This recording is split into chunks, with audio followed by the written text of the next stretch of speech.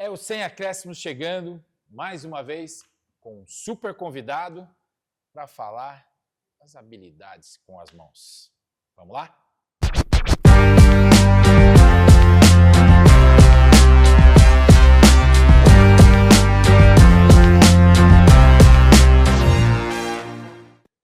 Trazendo Zete, goleiro, campeão mundial, aliás, bicampeão mundial com São Paulo, tetracampeão com a seleção brasileira e tantos outros títulos na carreira como goleiro e agora formando novos goleiros. Zete, seja bem-vindo ao Sem Acréscimos. Que bom te receber hoje aqui. Muito bom. Vamos falar bastante de goleiros, mas apresentei um pouquinho só do seu currículo, né? Quantos títulos na carreira já, meu irmão? Bastante.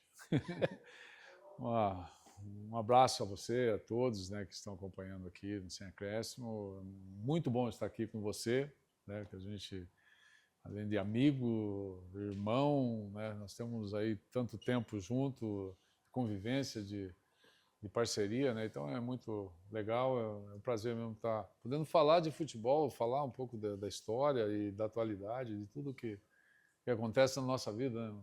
Isso é muito bom, pô. E a gente tem muitas histórias para falar do futebol, né? Não só do São Paulo Futebol Clube. Que não a gente... vou falar de título, Marco, porque, pô, tantos títulos, né? Não, mas vamos lá. Eu vou entrar nisso, até para a gente... A gente vai falar de alguns pontos e informações legais para o torcedor de futebol, né? Uhum. No São Paulo, você é o segundo jogador da história, só acho que o Rogério Ceni consegue ter números oficialmente maiores. Acho que nessa conta faltam alguns títulos, inclusive, contabilizados lá. Mas na história do São Paulo, você é o cara com o segundo número de títulos conquistados. Eu acho que pelo tempo que eu fiquei no São Paulo, eu fiquei 6 anos. Né? Eu cheguei em março de 90, né, por aí, maio de 90. Eu fiquei até dezembro de 96. 432 jogos, né? Não sei se você dividir aí, dá uns 60 jogos por ano, né? Muito. É bastante, uma média grande. Eu brinco hoje, né, com o pessoal, altos salários, né, que tem no futebol brasileiro, não no São Paulo, né? O custo-benefício, se o cara fizer 10 jogos no ano, é muito caro para São Paulo, para qualquer time, né? Então, nós tínhamos essa situação de jogar. A gente jogava, gostava de jogar, né? E eu não deixava você jogar também, né? Tem esse é outra detalhe. História, tem esse detalhe. Mas não, eu acho que essa proporção que eu tive de jogar no São Paulo, teve o ano de 93, se não me engano, acho que 92, 93. Nós fizemos 100 jogos. São Paulo fez 100 jogos. Caramba. Instituição. Flamengo fez 101 jogos naquele ano. Foi, acho que, o ano da Jogo Libertadores. até 3 dias. Porque a gente ainda jogava, acho que a Copa do Brasil nós ficamos de fora porque classificava para a Libertadores, né? Era campeão da Libertadores e não jogava a Copa do Brasil. E eu, naquela oportunidade, foram 69 jogos, acho que 69, 70 jogos que eu fiz no ano. Caramba. Eu cheguei a jogar, na época podia, eu cheguei a jogar quarta-feira o campeonato, acho que paulista, e a Copa do Brasil, eu fui jogar, acho que em Maceió, uma coisa assim, na quinta. Peguei um voo de manhã, fui lá, joguei à noite. O Juninho, né, o Juninho Paulista, teve 2 jogos também no mesmo dia. No Morumbi, né? E não tinha, a lei era ainda muito, estava ali começando a descobrir o que podia e não podia no futebol, né? E olhando para hoje, trazendo isso para hoje, você acha que isso melhorou, evoluiu? E essa história, por exemplo, a gente vê muito a questão de minutagem, roda o time, roda elenco, às vezes os jogadores que jogam 2 jogos, tem que ficar 1, 2 fora. Comparado a essa época, na tua opinião, você acha que isso foi uma evolução? Ou hoje, em alguns casos, eu sei que existe a ciência por trás, tudo, mas em alguns casos há um certo exagero. O próprio jogador talvez se poupe demais. Eu acho que é um exagero, viu, Marcos? Na minha opinião, a gente brinca, né, do mimimi aí, né, que os jogadores fazem, né, cansado, não posso jogar. Eu acho que nós fazíamos coletivo, né? Você jogava quarta, domingo, mas terça e sexta tinha coletivo de 45 minutos com o Tele Santana. E às vezes o time de cima perdia para o de baixo, fazia no sábado de novo, né? Quando não, virava 1h30 de Nossa, coletivo. então, e coletivo a gente sempre entendeu como um jogo, né? Era um pré-jogo, até era uma maneira do time reserva, o time de baixo, mostrar, né, a sua condição, era no coletivo, para tentar ser titular, né? Então era um jogo, era um treino muito puxado, muito forte. Eu acho que hoje, como você falou, a ciência, ela trouxe uma evolução muito grande na parte física. Eu acho saudável.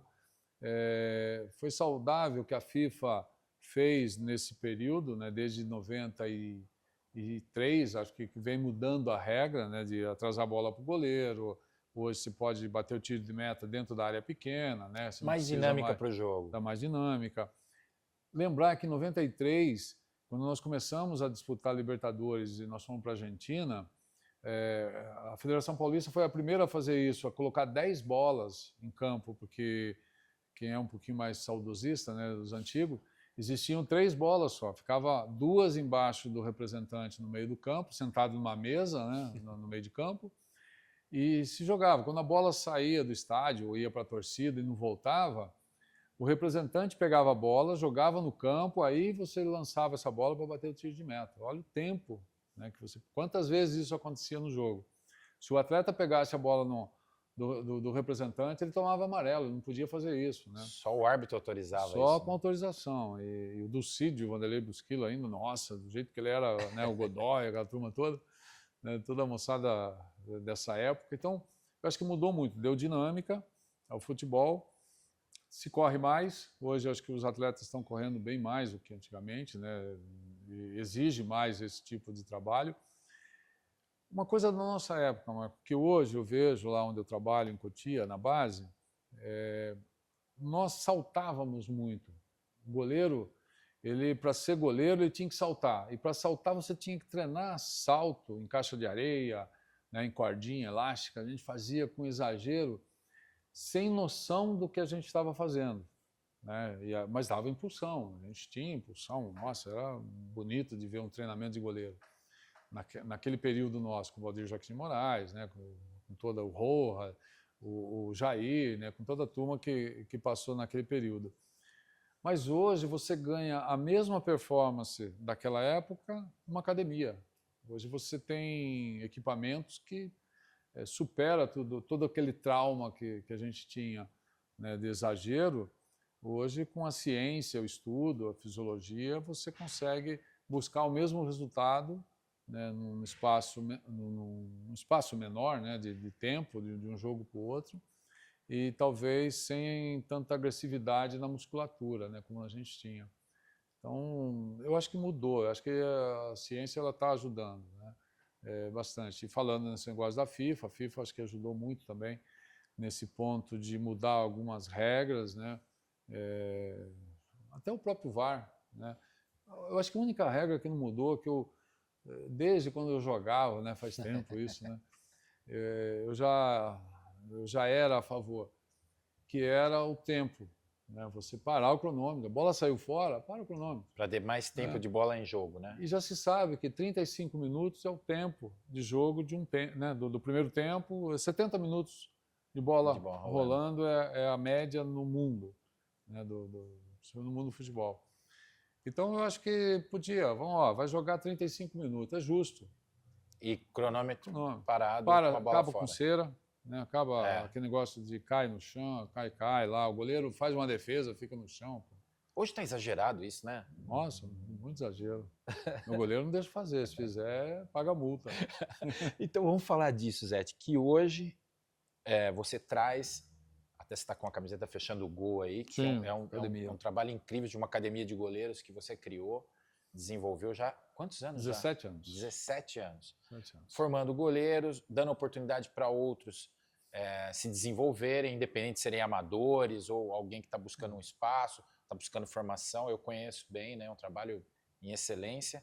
E isso também te trouxe a base do São Paulo para ser um responsável hoje, um coordenador para a formação de goleiros. Aliás, isso é inédito É. no Brasil. Eu não sei se no mundo existe isso, mas no Brasil, sim. E eu queria que você falasse um pouco disso, cara, que desafio e, ao mesmo tempo, uma responsabilidade tão legal de, no São Paulo, onde você fez história, poder ser o responsável pela formação. Hoje você está em Cotia na formação dos novos goleiros. Né? Marcos, eu parei de jogar em 2001, virei técnico, né, de futebol, fiquei até 2009, Tem uma 2010. recordação pequena de 2001, quando você parou. Polícia. Ah, não, hein? Ah, União Agrícola Barbarense. União Agrícola Barbarense. Depois o com esporte, né? certeza. Aí você foi pro esporte. Eu sempre falo do União Barbarense, né, do esporte que eu parei. Que a gente jogou juntos lá de novo, a gente se reencontrou. E foi muito bacana, né? A gente tá... O futebol proporciona isso, né? Essa amizade, esse reencontro. Às vezes você para de jogar e roda o mundo, o Brasil, e você acaba encontrando os amigos novamente, né? É isso. Mas eu parei de jogar, virei técnico, eu acho que tive um sucesso bacana como técnico, eu sou muito feliz pela passagem que eu tive. Aqui em Jundiaí, em Jundiaí a gente grava aqui em Jundiaí, sem acréscimos. Aqui em Jundiaí, o primeiro ano, eu já cheguei numa final do Campeonato Paulista, fui eleito o melhor treinador do campeonato, olha, primeiro ano, junto com o Muricy Ramalho. Então, eu ia falar, você fez um duelo na final, você Muricy técnico Ramalho. do Paulista e ele do São Caetano. São Caetano. Só que o São Caetano era uma seleção, né? Não tinha como. Tinha jogadores da seleção, Gilberto, Euler. Estrutura financeira maior também, né? E aí começou a minha carreira como técnico. Passei Paraná, fui vice-campeão paranaense, levei o Paraná até as oitavas da Libertadores, subi o Fortaleza para a primeira divisão, fui vice-campeão gaúcho, né, pelo Juventude, trabalhando em times de menores expressão. E foi muito legal. Só que começou a passar o tempo e eu comecei a me desgastar muito com essa relação de não ter um tempo para trabalhar, né? Que é um pecado do futebol brasileiro com os treinadores. Eu fui depois, parei, fui para a televisão, fui estudar, né? Fui trabalhar até na Bandeirantes, trabalhei com o Milton Neves, e o Milton falava assim, Zerte, você precisa ser treinador. Eu falei, Milton, eu vou fazer assim, se o clube me pagar hoje, eu trabalho 30 dias, aí ele me paga, eu trabalho mais 30 dias. Eu falei, mas ninguém vai querer isso. Os caras querem que eu trabalhe e não recebo. Então, eu falei, foi uma brincadeira que eu fiz, mas... Que dureza o futebol brasileiro com isso, né? Então, foi uma passagem até legal como técnico. Você vai falar, pô, mas você escolheu isso? Não, caiu no meu colo. Eu parei de jogar e virei treinador. Muita gente faz isso, né? Às vezes vira empresário, vira, sei lá, gerente executivo, aquela coisa toda, né? Mas aí eu fui estudar, fui tentar entender um pouco mais, mas eu cansei assim de rodar no Brasil, né, e não ter talvez não ser aproveitado de como eu queria que fosse, né, com toda a experiência que eu tinha, né, bagagem de clubes, né, de viver dentro de campo, eu acho que eu não tive essa oportunidade em outros lugares, né. Aí acabei montando a academia, né, de goleiro nessa época, 17 anos atrás. E foi legal, porque foi uma brincadeira, vamos montar para treinar alguns meninos, o meu filho até, na época, treinava lá. O Pedro? O Pedro, que hoje tem 32 anos, né, então há 17 anos ele estava ali entre os seus 13 e 14 anos. Ele vai fazer 33. E aí começou essa brincadeira, tinha 10 alunos, 30, 80, e hoje, muito legal, a gente está com mais de 500 alunos lá. Impressionante. São tudo alunos amadores, mas que têm o sonho, né? Tanto a criança de 7 anos a 12 anos, tem o adolescente, né, que imagina jogando num clube, tem os adultos, né, que são o pessoal que vai buscar alta performance e o bem-estar, né? Treina durante a semana e joga no final de semana no clube, né, na turma. E é legal, é muito saudável isso.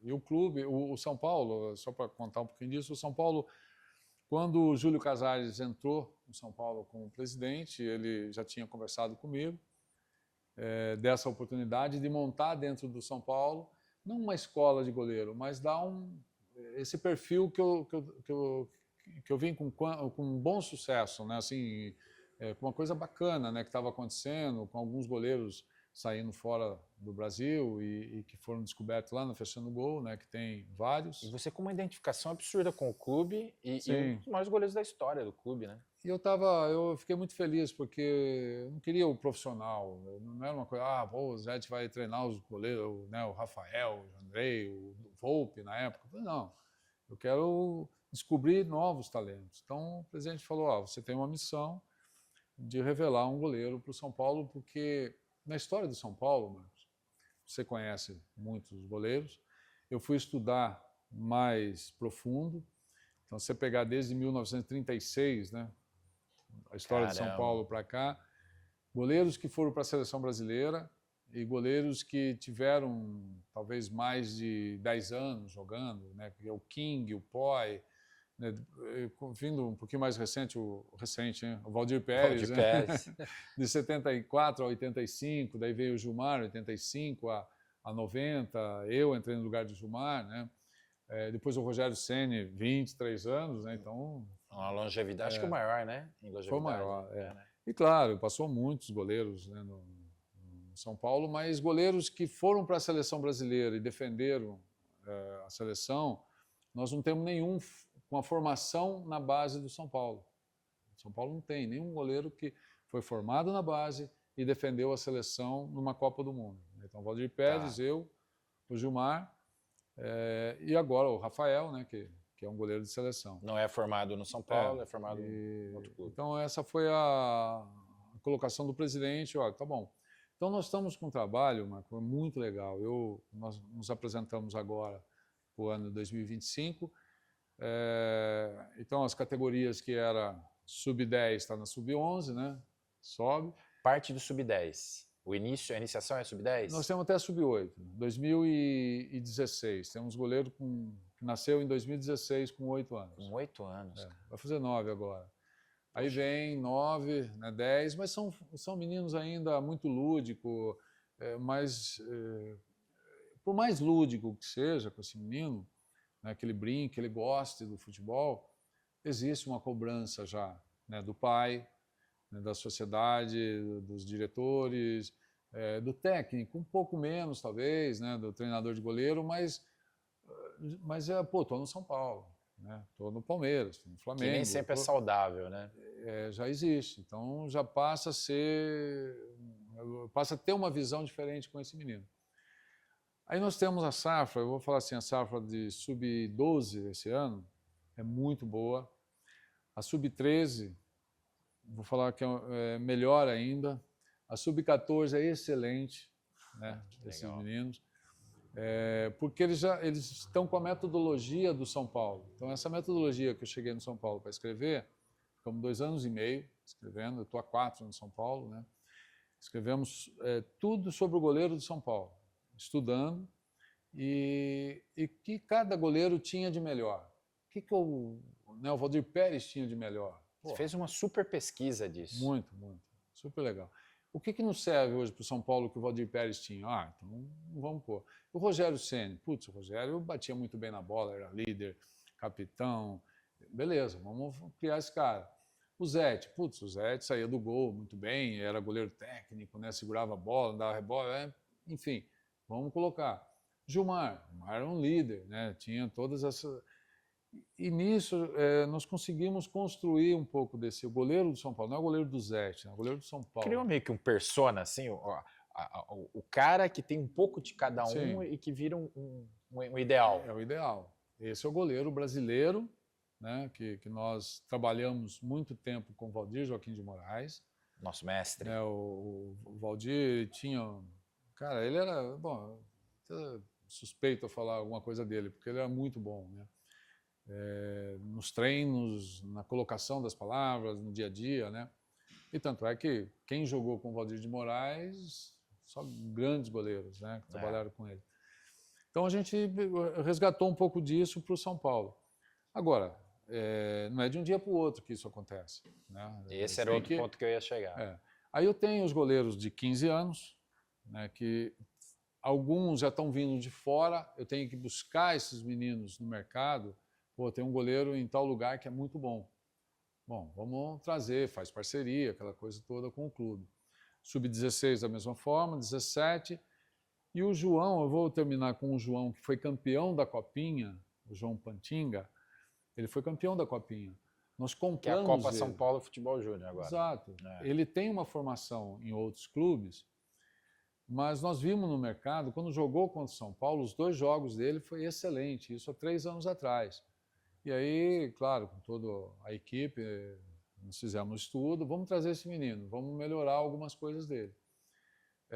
Mas não é ainda uma formação, né, total desse caderno do São Paulo. Pura. Mas ele está enquadrado perfeitamente em tudo aquilo que a gente quer. E você não vai achar o perfeito, né? Você vai achar o cara que... eu brinco com os meninos, assim, o goleiro do São Paulo e da seleção brasileira, ele é diferente. Putz, eu falo, caramba, mas diferente do quê? Não sei, você tem que descobrir no cara. Eu era diferente. Você era diferente. Mas para atingir esse estágio... O Tafarel era diferente. Atingir esse estágio de seleção brasileira... Ele tem que ter alguma característica que chame a atenção de todo mundo que vê. Fala, pô, esse cara é um goleiro para a seleção brasileira. Mas por quê? Não sei, porque ele sai do gol, ele chuta bem, ele defende, não toma gol, pega pênalti, sei lá. Eu não posso falar, não, você tem que ter tudo isso. Você não vai ter o goleiro com tudo isso, né? E os meninos a gente tenta lapidar já desde cedo. Liderança é fundamental, a parte psicológica é muito importante, a técnica é importante, a parte física é importante. Então, tem seus pesos, esses pilares aí. Mas ele tem que ter uma personalidade diferente de tomada de decisão, de ter essa tomada de decisão. Né? Você sabe, a tomada de decisão é difícil de ensinar. Eu vou pegar você e falar assim, ó, pega o copo, né? Para tomar a decisão. Isso aí é de cada um. Você vai pegar o copo do seu jeito, né? Você vai pegar a bola do seu jeito, você vai sair do gol do seu jeito. Ninguém fica atrás, sai agora, né? Então, essa tomada de decisão, ela é difícil de você treinar. Você treina outros movimentos, outras valências, né? Então, é um trabalho maravilhoso, Marco. Eu estou adorando, cara. Eu quando... E particularmente eu acho que os goleiros não poderiam estar em mãos melhores na base do São Paulo que você, Zete. Você é um cara da história, aqui vai a minha opinião pessoal, né? Para mim, me fazem muito essa pergunta, né? Sempre há essa pergunta, e você já deve ter ouvido muito isso, né? Quem foi melhor? Zete ou Rogério Ceni, né?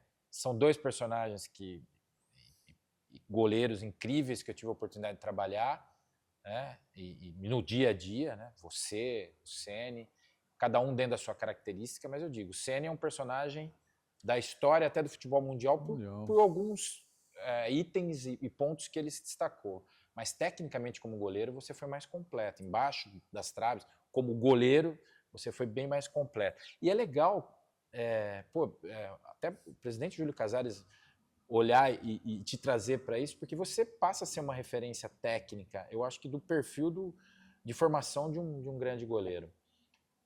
Você imagina um tempo, porque você tocou no assunto de tempo, né? E eu não quero falar só do São Paulo, porque eu acho que o futebol brasileiro tem que começar a usar, né, o que você está implantando hoje para o futebol brasileiro. Que tempo mínimo para se formar um goleiro de base? Você tem uma noção disso? É possível? Puxa, Marco, não tem tempo, Marco. Sabe por quê? Eu comecei falando sub-10, né? Eu dou treino, eu vou para o campo, né? Eu tenho toda a equipe lá. Uma grande sacada que eu fiz no São Paulo é que assim, nós somos em 6 treinadores de goleiro. Os 6 treinadores treinam todos os goleiros. Então, o sub-20, ele é da sub-20, né? Tem o Maicon lá, tem o Felipe, né, que coordena tudo, tem o Augusto, no 17, né, o Reinaldo, o Gleison, o Plínio. Mas o que acontece? Tem dia que o Plínio, que é aqui da base da captação, né, de toda essa... Que é o mais importante, é você lapidar isso, e ter o olhar e falar assim, pô, esse menino é bom goleiro, vai crescer, porque ele tem 8, 9 anos. Então eu já imagino esse menino jogando no 17 e no 20. Como que vai ser daqui 7 anos? Então, você consegue projetar isso cientificamente em alguma coisa? Hoje em dia, muita coisa algumas evolui. Coisas dá. A gente tem números que a gente consegue projetar para o ano seguinte, né? Isso é legal. A gente faz uma projeção, aonde Caramba. ele vai chegar, onde ele está e onde ele vai chegar. É uma valência muito grande, Marcos, de números que a gente tem, de técnicas, né? É cansativo isso para fazer. Sabe? A gente vinha, no primeiro, segundo ano, nós começamos a fazer por causa do caderno metodológico e deu resultado. Mas a competição, ela consome muito. Você tem que ter um profissional só para mexer com isso, né? Primeiro. Tá. Né? Só para mexer com todo, edição de vídeo, acompanhar o jogo, né? Todos os treinos, filmar todos os treinos, corrigir todos os treinos. E são 40, hoje eu tenho 42 a 40, acho que 42 goleiros, né? Em toda a base. As categorias treinam quase ao mesmo tempo. Então eu não consigo ver todo mundo. Então a gente usa um treino conceitual. Treino conceitual, eu pego o menino de 11, 12, 13, talvez o 17, treinam tudo junto, se bater o horário. E os professores também, no mesmo espaço. O treinamento é praticamente do mesmo jeito, né, com todos, só que cada um a gente respeita, né, o seu potencial. Mas é legal, porque o cara do 17 ou do 20, ele está muito próximo do alto rendimento, né? Então ele treina de uma forma que ele é profissional, ele tem poucos erros, a gente corrige. Mas aqui não, aqui embaixo, né, os meninos que estão vendo, ele fica imaginando, falando, putz, esse cara, eu vou chegar, né, próximo desse cara treinando, né? Que hoje a nossa referência no 20, eu tenho lá o João, que jogou a Copinha, eu tenho o JP, que subiu do 17, já está no 20, né, já está, que participou também. Esses já estão no estágio de amadurecimento mesmo. São o 0,6, né, 0,6 que a gente chama, o 0,5, que é o Praise, que está no profissional. E só para explicar para quem está assistindo e não conhece bem essa linguagem. É o ano de nascimento deles, né? 2006. Então hoje o 2005, 2006, 2007 são sub-20, né? São sub-20. E aí começa em 2008, 2009, né? 17, 16 e vai, né? Então a gente trabalha esse ano com praticamente o 2005, 2006 e 2007, que são 5 a 6 goleiros, né? Que o profissional sempre pede 2, né? Para treinar, então eu tenho que fazer essa composição e não atrapalhar o trabalho aqui embaixo da categoria lá de Cotia, né?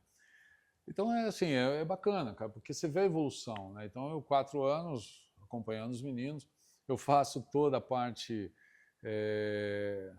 como chama, da evolução de altura dos meninos, né? Todos os exames a gente pede, tem um médico, tem um pediatra lá que acompanha. Fisiológica, da fisiologia. A gente faz a curva de crescimento, já começa com 11, 12 anos, dependendo, a gente já faz todo esse entendimento para ver a altura que ele vai chegar. Isso, para goleiro do São Paulo, existe um patamar. Zé, você é um especialista total disso, e eu conheço também o que você pensa sobre futebol, sobre formação, enfim, a importância da formação não só do atleta, mas também isso acompanhar um cidadão, um ser humano, né? Isso é um trabalho também que vocês focam lá, né, na base. Tem essa preocupação também. A gente sabe que é um funil muito estreito lá na frente, né? Como trabalhar isso com esses garotos, mais especificamente com os goleiros? Então, Marco, é difícil você colocar 2 goleiros da base no mesmo ano, no profissional. É difícil, mas acontece como o Atlético Paranaense. O Atlético Paranaense hoje ele tem um segmento na parte de goleiros que é fantástico, né? Porque ele forma e põe. Everton saiu, entrou o Santos ficou 3 anos, foi vendido para o Flamengo, aí veio o Bento, enfim, né? Já está no 5º goleiro, tudo da base. Já tem mais menino na base que já está subindo, que fica no banco. Mas aí é uma necessidade. O clube também tem essa necessidade. Forma, né? Eles são grandes goleiros, são goleiros que existe uma formação lá muito boa de base, né? Eu acompanho lá, eu tenho informações lá. Mas assim, para o São Paulo precisa entender esse processo também, né? Que vai ser difícil, né? E aí o São Paulo acaba formando goleiro para os adversários, né? Porque você pega Não cabe todo mundo no mesmo time. Não tem. O PR talvez seja, né? O PR, o Thiago Couto, né? Que também foi o menino que jogou 3, 4 jogos, aí emprestaram ele para o Juventude. Juventude acho que foi para o Náutico, deve estar... Que é um funil diferente, né? O atleta de linha, ele se adapta, às vezes, a outras Sim. posições. O goleiro não tem como, né? Não. Ainda não, né, Zé? Não. Eu não duvido daqui uns 10 anos algum maluco aí invente que o goleiro vai jogar. Salão, né? O salão. Eu proíbo os meninos, assim, proíbo no bom sentido, né? A gente não pode proibir nunca, né? Mas eu peço, às vezes, em reunião com os pais e tal, os meninos já de 12 anos não jogarem mais futebol de salão, né? Para o campo. Espaços Primeiro porque diferentes, o gol até 12 anos é menor. O gol é menor, então o menino treina salão, ele ainda tem essa adaptação ali, mas ele tem dificuldade para o campo. Aí quando chega nos 13 anos, o gol já é maior. Aí o gol oficial, e se ele continuar no salão, aí a gente tem essa dificuldade. Eu demoro muito tempo para tirar o vício dos goleiros, né, que vem do salão, para essa metodologia do São Paulo, né? Então, O X é um vício de salão, não? O X é uma posição que o goleiro hoje sim. enfrenta o atacante, né? Marcos, é do salão, é do handball. Se você assistir um jogo de handball, você vai olhar e falar, nossa, os goleiros estão pegando treino de handball. E também dos goleiros alemães e ingleses. Né? O Neuer, um grande goleiro, Neuer. Fantástico, baita goleiro, tem um monte lá. Mas o que acontece? A gente olha o goleiro europeu, mais os alemães e ingleses, eles resolvem o problema. Fantástico, eles resolvem muito bem o problema.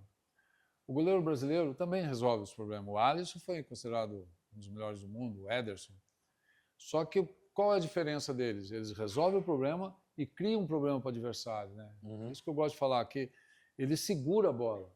Essa técnica do goleiro brasileiro, ela tem que ser executada de uma forma que você faz a defesa, está com a bola na mão e cria uma situação de perigo para o adversário.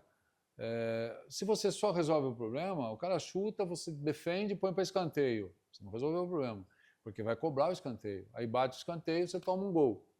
Ninguém lembra que o escanteio aconteceu porque o goleiro pôs uma bola para fora que poderia segurar. Às vezes desnecessária. Sabe? Então essa técnica, ela tem que vir lá desde o sub-8, 9, 10, entendeu? Você montar essa metodologia, que é o que eu falei para você, que a geração de 13 anos, ela vem muito com esse pensamento. Eu fui criado assim, você foi criado assim pelo Valdir de Moraes. O Ronaldo Giovanelli, o Sérgio Guedes, né, toda aquela geração, Veloso, né, o Sérgio acho que pegou um pouco, mas que era assim, goleiro vai para defender. Não deu, você rebate, você resolve o problema.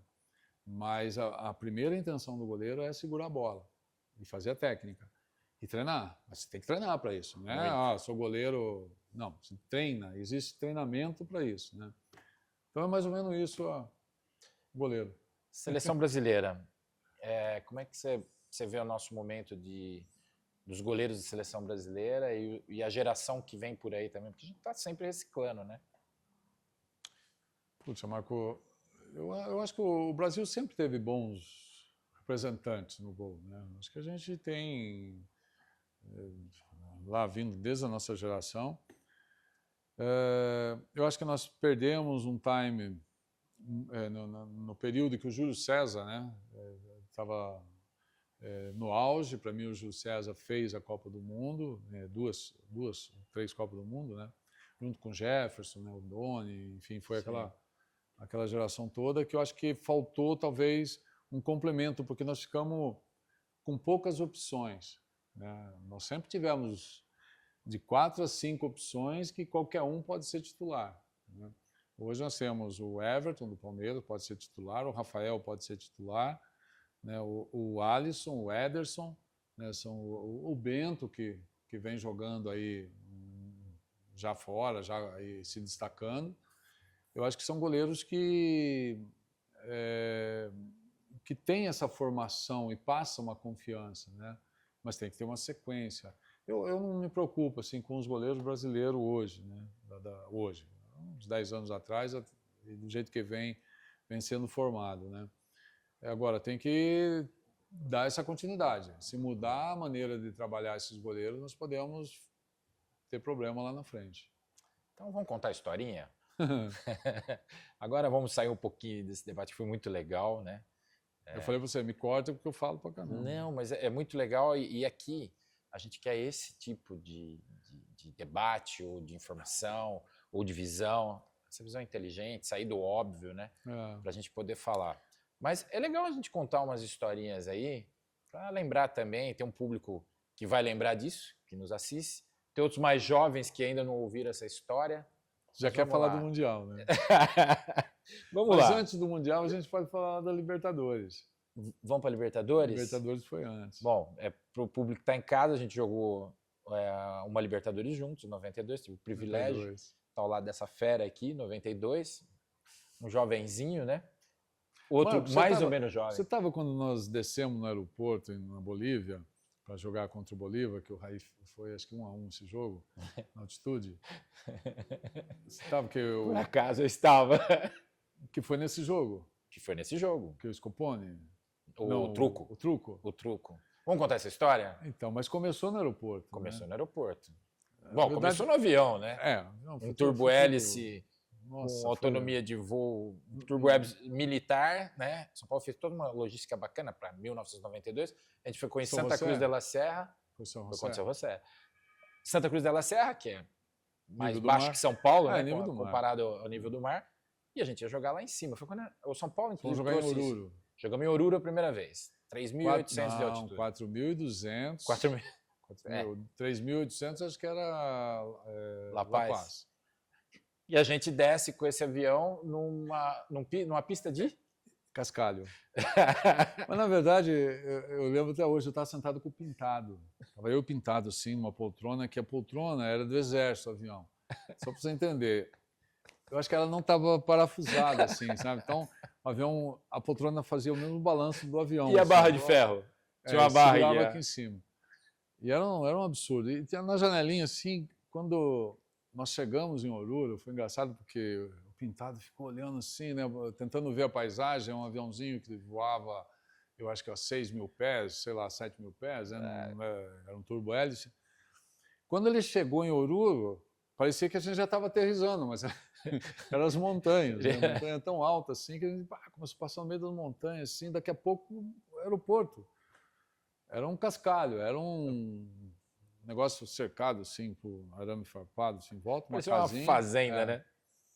E o avião, quando foi pousar, o Pintado começou a falar, ai, nossa, Macedo, vai morrer todo mundo, ai, não sei o quê. Vai. Na freada, ele saiu derrapando, assim, falei, meu Deus, poeira, assim, levantou aquele poeirão, falei, meu, onde nós vamos? E segurando, né? E tem gente que reclama de hoje em dia, hein? E o Tele Santana na frente, lendo o jornal, assim, querendo... História do Maravilha. A gente jogou, vencemos esse jogo, né?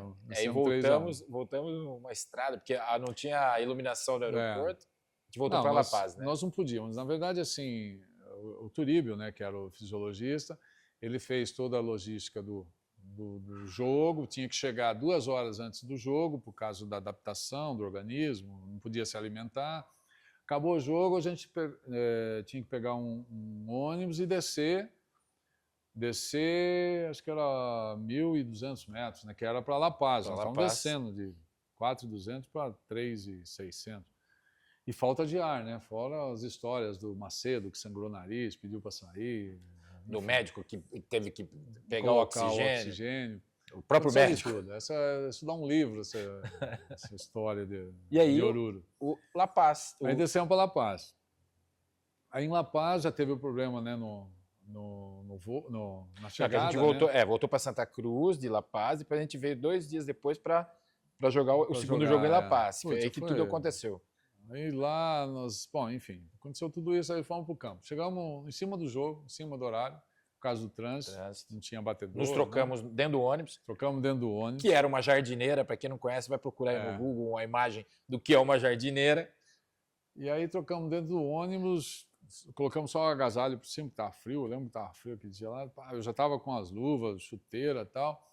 Aí chegamos no estádio, nós estávamos atrasados, já 20 minutos, para começar o jogo, não era nem para aquecimento, para começar o jogo. Não deu nem tempo de aquecer. O juiz, torcida lotada, aquele monte de gente e tal, e vai, cumprimenta a torcida, né? Altitude. Altitude. Aí tô no meio de campo, assim, com o Marcos ali e tal, batendo bola, pá. Aí conta.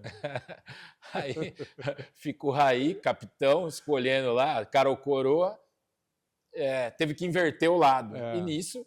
Eu tava num gol. Você tava no gol, na área aqui, para ter que virar do outro lado. E me vem o Truco, que era o goleiro do Bolívar, da seleção boliviana, inclusive.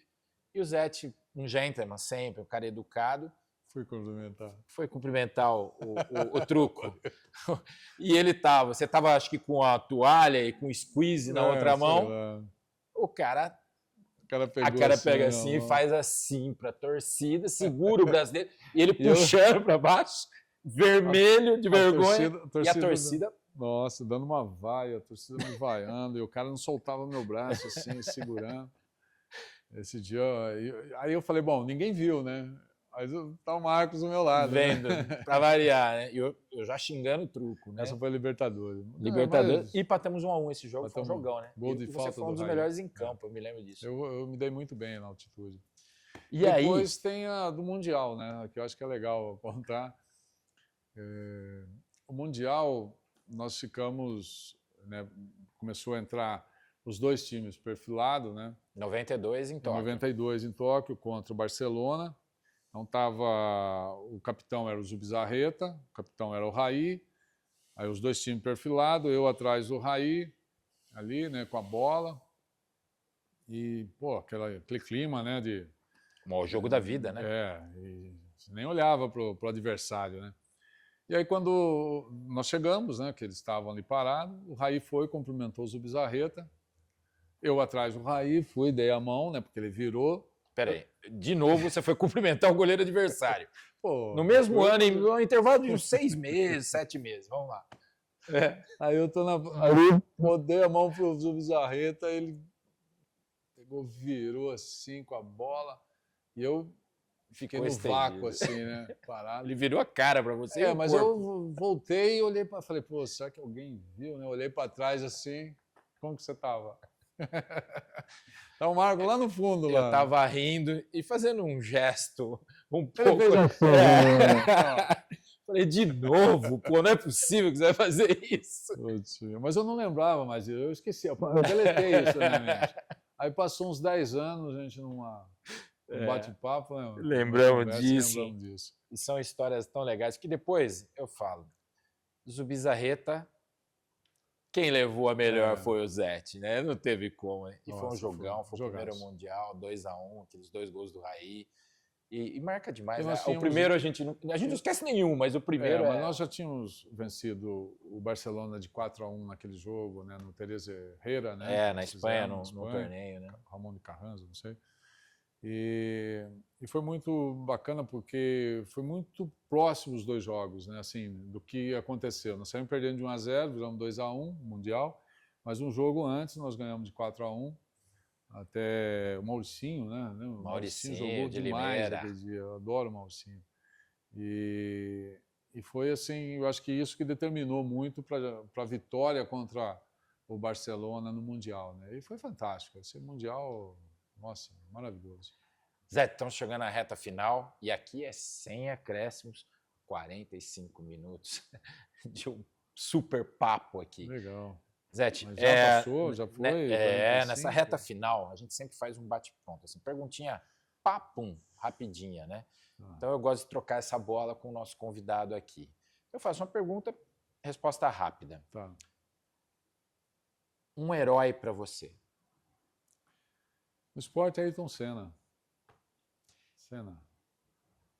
Um ídolo? Puxa, cara. Eu tenho o Raí como um grande ídolo assim, no futebol, mas tem bastante, cara. Eu não tenho como deixar assim, o Ronaldão de fora, né? O cara que fiquei muito tempo junto.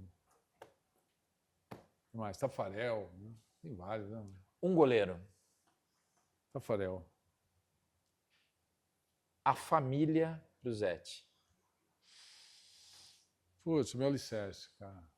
Foi meu alicerce, meu porto seguro, né, em todos os sentidos, né? Desde, né, meus pais. Mas uma coisa que, rapidinho, quando acabou o Mundial de 92, cara, passou um filme de 5 segundos. Veio a minha infância, né, a família, sabe? Veio tudo que eu passei, de bom, de ruim, vem assim na mente. É louco, cara. Família é tudo, família é alicerce. Zete, quero te agradecer demais esse papo. A gente, obviamente, a gente conversa com muita frequência, mas poder te trazer aqui para esse papo dessa forma e trazer esse conteúdo para quem nos assiste é muito legal. Não preciso te falar o prazer que você é um irmão para mim, você sabe disso. Sim, sim.